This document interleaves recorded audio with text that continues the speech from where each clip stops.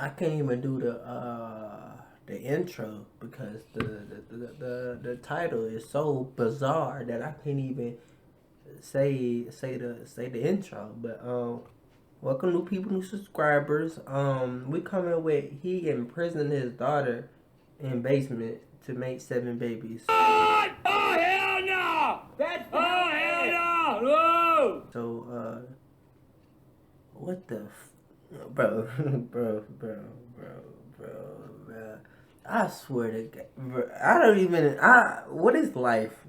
Like sometimes I just be hearing, and I be seeing things. I just be like, how, why, what is happening? Like, I know this video finna make me mad, so let's just go ahead and get into the video, bro. Welcome new people and subscribers. The case of Josef Fritzl is one of the most shocking ever. You've never seen a crime like this. Compare it to Jack the Ripper or the Yorkshire Ripper you've seen. This is one of the most shocking cases I've ever come across of trauma. It's repeated trauma by somebody who's known to the victim, and it's kidnapping, and it has elements of torture. So it's one of the most severe forms of trauma that somebody can go through. Josef Fritzl was the most horrific story I've ever reported.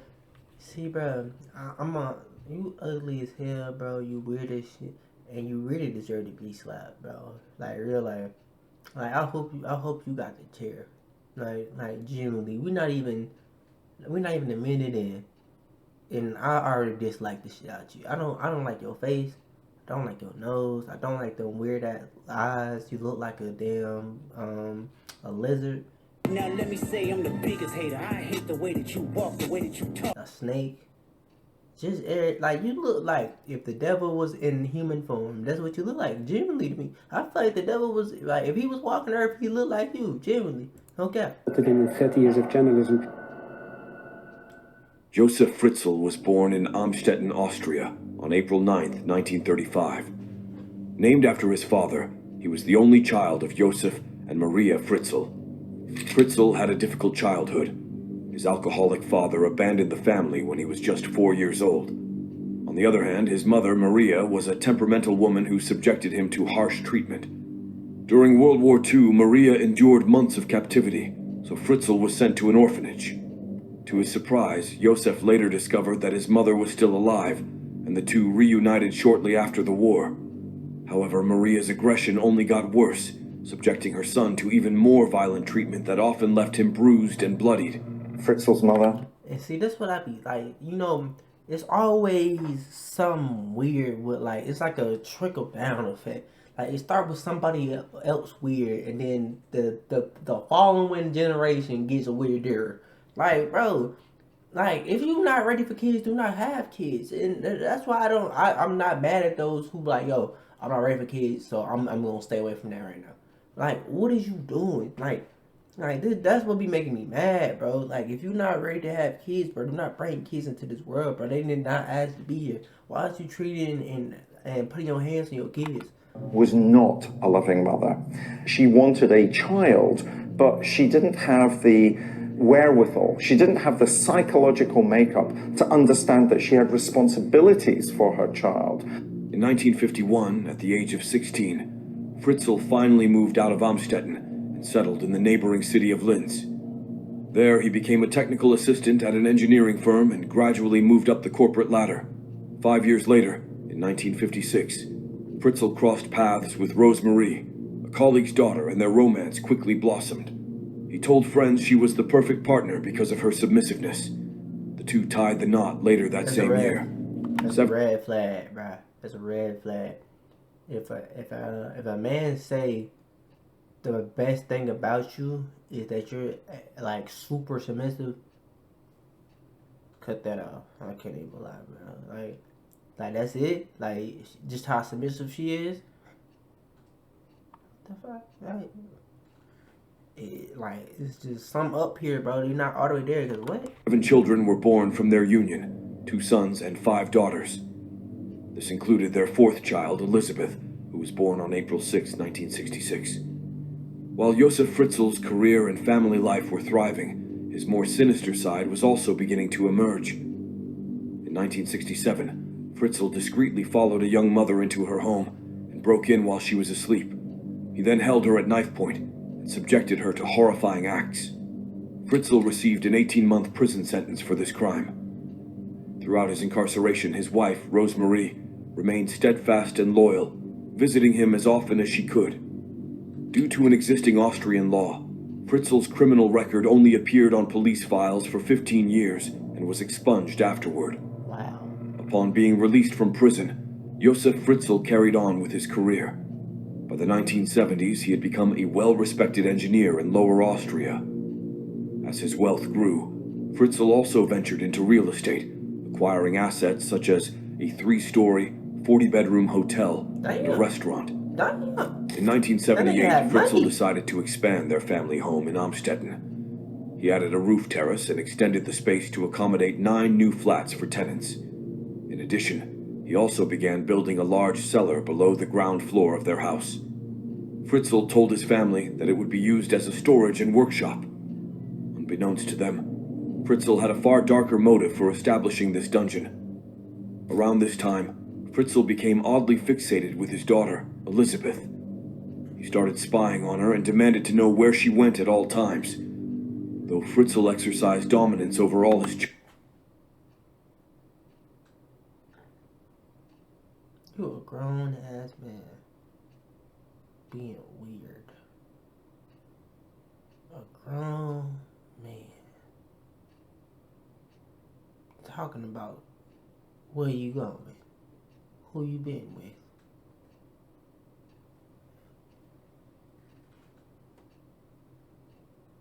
Got your ass on video, you weird ass. Boy, what the you got going on? That's some weird, boy. That's the boy. What the? children, his treatment of Elizabeth was particularly severe. He didn't hesitate to resort to physical punishment, even for the slightest mistakes. Eventually, this escalated to Josef doing despicable acts on Elizabeth. In many instances, he acted improperly towards her. Wanting to escape this ordeal, Elizabeth tried to run away from home. The police soon found her and returned her to her parents, allowing Josef to... Nigga, y'all ain't ask? Why? Y'all just like, oh, Shawty ran away from the house. Let's go ahead, drop it back off. Like, y'all not gonna ask the questions why? These police officers be blowing me. They be bombastic. Like, boy, what are you doing? You not doing y'all job. Like, think I'm not even a police officer. I'm like, kids just don't normally, like, they just don't normally just run away for no reason. Like, they gotta be like, you ain't asked. Continue his horrific treatment of her. Despite her tumultuous life at home, Elizabeth did her best to maintain a semblance of normalcy by cultivating friendships at school. Elizabeth actually was a very lovely girl. We became friends from the moment we started going to school. I always say that the right people always come together, and that was the case with Elizabeth and Somewhat. She even found love in high school with her first boyfriend, Andreas Krusik. Die hat mir halt viel anvertraut. She really confided in me. I knew that she was under pressure from her parents, and that she ran away from home, and that she was closer to some of her other siblings. Nevertheless, she never revealed to anyone the extent of her suffering at the hands of her father. In September 1981, Elizabeth began a waitressing course in Waldeck, a small town near Amstetten. In addition, she also worked at a petrol station restaurant to support herself. Meanwhile, her father's obsession with her intensified as he continued to subject her to appalling acts. No longer able to endure the mistreatment, Elizabeth ran away from home again on January 28, 1983. This time, she went into hiding in Vienna with a co-worker. However, the local police eventually found her 3 weeks later. They then immediately contacted her father to pick her up. Bro, is y'all not gonna question this woman? Why she keep running away, bro? Like it's incompetent. Like, it's incompetence at this point. Like, y'all not even like following up. Like, y'all not even doing y'all's jobs. Like, do you care about like your job, or you just doing it for a paycheck? Like, it gets to a point. Like, if you gonna do something, do it to your fullest. Don't do it just for a check. Like, care about your job. Care about these people's safety. Like, this is common sense. Like, she keep running away. Why? Ask. Follow up. Or do you need help? What's wrong? Like, bro, it don't take a science, bro. It's not rocket science. While in the car on the way back to Amstetten, Fritzl gave Elizabeth a stern warning, asserting that he would never let her run away again. Elizabeth then went back and finished her waitressing course. Shortly after, she was offered a job in the neighboring city of Linz. In May 1984, Elizabeth told her parents she was planning to move in with her sister in Linz, but her father quickly dismissed the idea and forced her to stay home. That summer, the large cellar that had been under construction since 1978 was finally complete. Equipped with lighting and a network of interconnected rooms, its true nature remained unknown to everyone but Fritzl. Around this time, Fritzl was also becoming more paranoid that his daughter would divulge the disturbing truth about his actions. So, with the cellar now complete, Don't do weird shit. he set into motion the sinister plan he had been meticulously devising for years. On August 28, 1984, Fritzl lured Elizabeth into the garage of their home in Amstetten under the guise of needing help to carry a door. Once inside, he forced her to sit in a chair. Fritzl then approached from behind and sedated her with a cloth soaked in chloroform. Once Elizabeth was unconscious, Fritzl picked her up and carried her into the dungeon. When Elizabeth regained consciousness, she was horrified to see her hands and feet tightly bound with iron chains. She was also completely unaware of where she was. The following day, Fritzl appeared and removed the chains from Elizabeth's hands and feet. However, he replaced them with another, securing it around her waist to prevent any attempts at escape. He then proceeded to use her in the most brutal fashion. Deeply worried about her daughter's sudden disappearance, Rosemarie Fritzl contacted the police for help. But Joseph found out about it and devised a ruse to stop the local authorities from searching for Elizabeth. Fritzl went back to the cellar and forced his daughter to write a letter saying she had run away and joined a cult. To make it even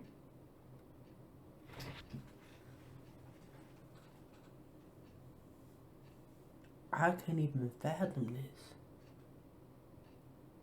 What the oh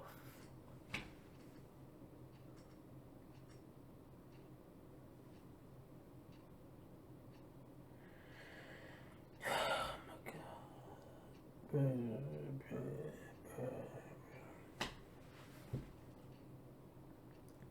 I can't believe there's people out here like this, bro. Like it genuinely blows my mind. Like, how? Like, there's so many good people that's not here no more. And then it's these weird niggas that's still around. Like, what? Why, bro? Like, bro, what are we talking about? more believable, he drove 100 miles to the town of Braunau am Inn to mail the letter from there. When the fake letter got back to Fritzl's address in Amstetten, he gave it to the authorities. You dumb fuck. When did they have your fingerprint? Right. If the police do their job, they will find that. Moreover, he informed them that Elizabeth had called, declaring her intention never to return home. And couldn't they track that? Couldn't they track the phone or do that? Like, they could see when the last time you got a phone call? Or like, oh, nah, never mind, it's back in 1980. I don't know if they could do that back then. With that, the police ended their search for her. Wow. Fritzl's neighbors also found his narrative plausible, especially given Elizabeth's history of running away from home. Apparently, Elizabeth had already caused trouble before. She had disappeared once before and then turned up again. But if there are 7 children, one of them's bound to be trouble. You just have to accept these things happen. It doesn't mean that you've done anything wrong as a parent. Meanwhile, Elizabeth's boyfriend was baffled by her sudden disappearance. We were a couple. We wrote to each other. We saw each other. But all of a sudden, all contact ended, and when I called, I was palmed off. It was over, and I didn't hear from her again. Nonetheless, he too eventually accepted the story that her father came up with. Over the ensuing months, Fritzl descended into the cellar each morning to subject Elizabeth to horrifying acts. He also repeatedly told her that compliance was the only way for her to escape the confines of the dungeon. In the summer of 1986, Elizabeth eventually became pregnant, though she lost her child 10 weeks later. At this point, she became truly depressed and contemplated ending her life. 2 years later, Elizabeth got pregnant again. This time, it was full term. When she was about to give birth, her heartless father merely handed her a book on childbirth, a towel, a pair of scissors.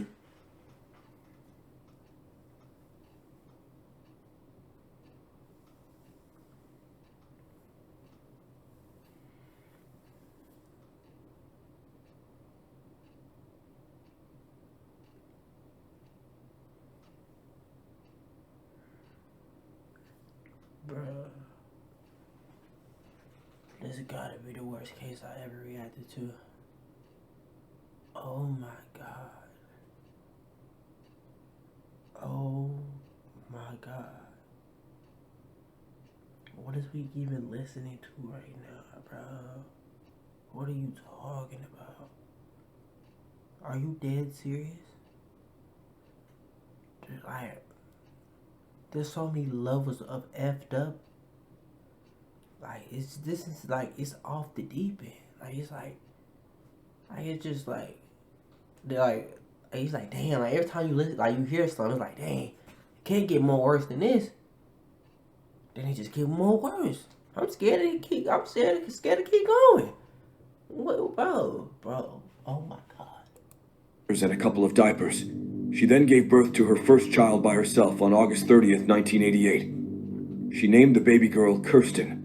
On February 1st, 1990, a second child was born. This time, it's a boy, and Elizabeth gave him the name Stefan. A couple of years later, on August 29th, 1992, Elizabeth's third child was born.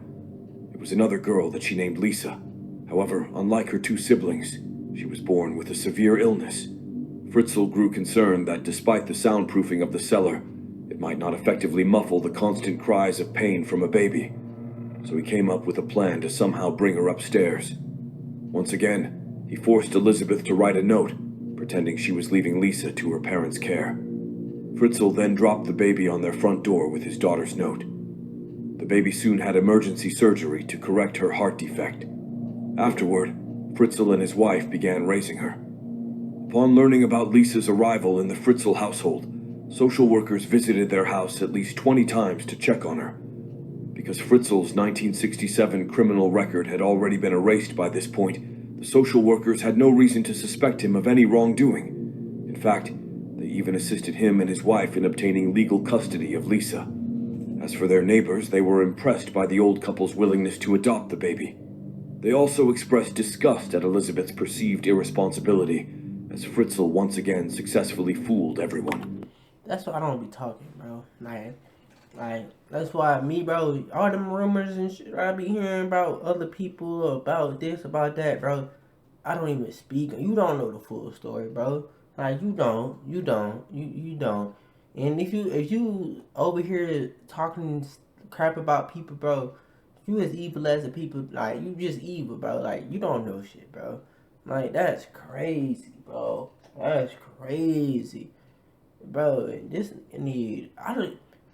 I don't see my situation with this, bro. Like, does he even need the chair, bro? Like, cause it's like, it's so easy. Like, if you get the chair, then it's just like, it's over. Like maybe you need to just sit in the cell for it. But then it's like, I don't know, bro. Like, how do you, like, where, like, my thing is, like, what is justice in something like this? Like, this is so evil on so many levels. Like how do you even find a way through this? Like, people said that it was irresponsible. What a bad mother Elizabeth was, just to leave the children on the doorstep. Frau Fritzl already had 7 children, and now she had to bring up grandchildren as well. Terrible.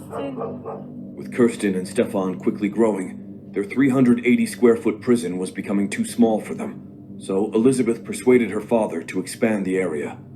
Fritzl agreed as long as Elizabeth and her 2 kids dug the soil with their bare hands.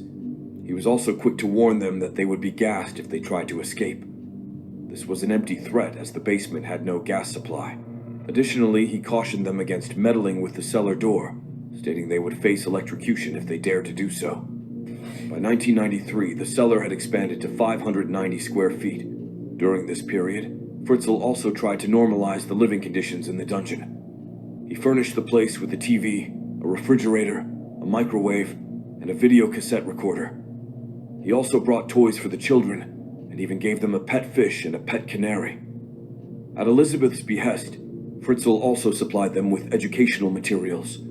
Despite their dire circumstances, Elizabeth made diligent efforts to ensure that her children received some form of education as they grew up. Reading, writing, mathematics, and these things. She had some books. She asked her father to bring her books and some learning materials, learning stuff. And then she tried to educate her children. On February 26, 1994, Elizabeth's fourth child, Monica, was born. 10 months later, Fritzl decided to bring the baby upstairs in a similar fashion as Lisa. At this point, the police and journalists who covered Elizabeth's disappearance in 1984 became curious as to what really happened to her and how her two kids ended up with Fritzl. But once again, Fritzl stuck with his story about her joining a cult. They believed him and called Elizabeth a terrible mother. On April 26, 1996, Elizabeth gave birth to twins, her fifth and sixth children. However, like baby Lisa, one of them was severely ill and had breathing difficulty. This time, though, Fritzl simply allowed his son to die instead of bringing him upstairs. He then got rid of the body in the most unceremonious way. One of the twins that died wasn't even named, and Joseph Fritzl took his body and just flung it in the incinerator. He was only named later as Michael. In September 1997, Fritzl brought the surviving twin, Alexander, upstairs. By this point, he and Rosemarie were now caring for 3... So, is that not suspicious at all? Like, nobody, like... So, Shawty just dropping babies. Like, nobody seen her. She just dropping babies. Like, oh, like, there's 3 babies she just gave them to us. Like, if she dropping the babies at the door, like, she ain't just gonna come in. She ain't gonna say nothing. Like why is she dropping babies off? And then, like, so we... Y'all stupid. So she's just dropping babies off and just going back to the cult. Use y'all damn head. Like, come, like, bro, bro, the amount of stupidity it takes to even, like, to not even question this is so stupid. Like, it literally blows my mind that y'all are this grown and, like y'all couldn't even, like, so she just dropping these babies off at her parents' house. She didn't say, hey, she just dropping them off going back to the cult. Writing letters. Okay. Okay. 3 of Elizabeth's children. 5 years later, on December 16th, 2002, Elizabeth gave birth to her 7th child, a baby boy named Felix. As Felix grew within the confines of the cellar, Fritzl developed a strong attachment to him, to the point that he contemplated bringing him upstairs. However, his wife could no longer look after another child, so he abandoned this idea. August 2004 marked 20 years since Elizabeth was imprisoned in the cellar. Wow. By this point, the woman had already spent over half of her life there with no end in sight. This changed 4 years later. In March 2008, Elizabeth's firstborn, Kirsten, became seriously ill. The only medicine they had in the dungeon was aspirin, and this wasn't enough to improve her condition. Instead, Kirsten lost consciousness, wow. So Elizabeth finally stood up to her father. Surprisingly, he relented. On April 19th, 2008, Elizabeth helped Fritzl bring Kirsten upstairs. It was the first time in 24 years that she was out of the cellar. However, this was only temporary, as Fritzl immediately forced her to return to the dungeon with her 2 sons. Fritzl then called an ambulance to take Kirsten to the hospital.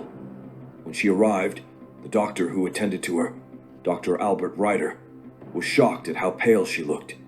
Her teeth were also in an advanced state of decay. Moments later, Fritzl also arrived at the hospital carrying a note from Elizabeth. He discussed the note's contents with Dr. Ryder to help him diagnose Kirsten's illness. However, the medical staff found the man's story suspicious and alert. So you mean to tell me that the police, it's their dang job to investigate to do they job. And when it was told to the doctors, it took the doctors to be like, this don't make sense. The police, all of them, whoever was on this case, all of them need to be fired. All of them. They don't even. Shit, to be honest, they don't need a job. They just incompetent. They don't need a job. They don't even need a job because like they can't do basic shit. Like because if you can't think of none of this, like you don't even need a job. Period. Because you don't have the brain capacity to even to think. Because what it took the doctors. Wow. Alerted the police about him on April 21st. This prompted the local authorities to reopen the case of Elizabeth's disappearance. When the police interviewed Fritzl, he once again told the story of Elizabeth joining a cult. However, upon investigation, the authorities realized that the cult he described likely didn't even exist. Meanwhile, Dr. Ryder went on national TV, making a heartfelt appeal to Elizabeth to come forward and provide more information about her daughter's condition. I would like the mother to contact us. We'll treat the contact with high discretion, and we'll probably get a step further in our diagnosis and treatment. As fate would have it, Elizabeth was watching TV in the cellar and saw Dr. Ryder's plea. She then begged her father to let her go to the hospital and speak with the doctor. After some hesitation, Fritzl eventually agreed. On April 26, 2008, Elizabeth and her two sons, Stefan and Felix, finally emerged from the cellar. Fritzl told his wife and his other children that Elizabeth had left the cult and would be staying with them for good. That evening, Fritzl took Elizabeth to the hospital. When she arrived, she spoke with Dr. Ryder and gave him as much information as possible about Kirsten's condition. Unbeknownst to her, the doctor tipped off the police about her and her father's presence in the hospital. The authorities then detained Elizabeth and Josef and interviewed them separately. Initially, Elizabeth was hesitant to provide details about what really happened to her, but when the police promised protection from her father, she began to disclose the harrowing ordeal she had endured for the past 24 years. Hours later, the police formally arrested the now 73-year-old Josef Fritzl. Meanwhile, Elizabeth, her 6 kids, and her mother were all taken into care at a local clinic. There, they received medical and psychological treatment. Moreover, they were also given new identities to protect them from public scrutiny and allow them to start over. On April 27, 2008, the Lower Austrian Criminal Police conducted a press conference to reveal the crimes committed by Josef Fritzl. News outlets worldwide swiftly picked up on this bizarre and disturbing tale. They did. That same day, the forensic team arrived to inspect the cellar, with Fritzl providing instructions on how to enter. What they found was unlike anything they'd ever seen. The dungeon comprised a 16-foot-long corridor, a storage section, and 3 compact open cells interconnected by narrow passages. It also featured a tiny cooking space and bathroom facilities, leading to 2 sleeping areas, each furnished with 2 beds. It became clear that Fritzl carefully planned this gruesome crime. They couldn't believe what they were hearing because Josef Fritzl was a pillar of the community. I mean, this is a normal family, and the neighbors were saying, oh, such a nice man, such a nice woman, and they were so nice with their grandchildren. And then you find out something like that.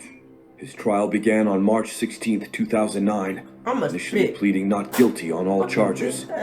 During the first day, the jurors dedicated 11 hours to viewing footage in which Elizabeth recounted in precise detail the harrowing ordeal she endured for over 2 decades. Made me mad. The graphic nature of the content proved so distressing that some jurors found it difficult to finish watching. A pivotal moment in the trial came on March 18, 2009, when Elizabeth, in disguise, unexpectedly attended the proceedings. Initially, she had no intention of being present, but opted to do so for the sake of the book she was writing. Spotting her from a distance, Fritzl burst into tears, perhaps as a sign of guilt. On March...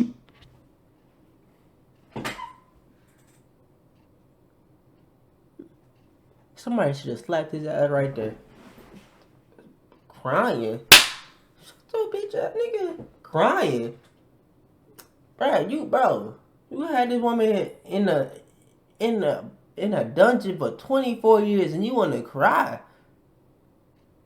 Man, somebody should have spit, then slapped him. Hard in the mother. Like, I'm talking about, he should have seen God that day. Crying. For what? Regret. You've been doing it for 24 years. Lying. Crying. Man, stop it. Stop it. Stop it. 19th, the man altered his plea, bringing an end to the trial on the same day. The Austrian man on trial for imprisoning his daughter for 24 years pleaded guilty to all charges against him Wednesday. That included a homicide count and the death of one of the captive youngsters. Josef Fritzl was convicted to life imprisonment without the possibility of parole for the first 15 years. He was really quiet and he makes no appeals. It seems that he is content about it. While in prison, Josef Fritzl changed his name to Josef Meyerhoff in a bid for anonymity. In January 2024, the now 88 That nigga still alive? 8-year-old applied to the regional court for release from prison. Release from prison? What? Stop. Don't make me laugh. Boy, you not seeing it. Boy, what? You not getting out? He better not get out. Man, boy, if he get out, boy. To a nursing home.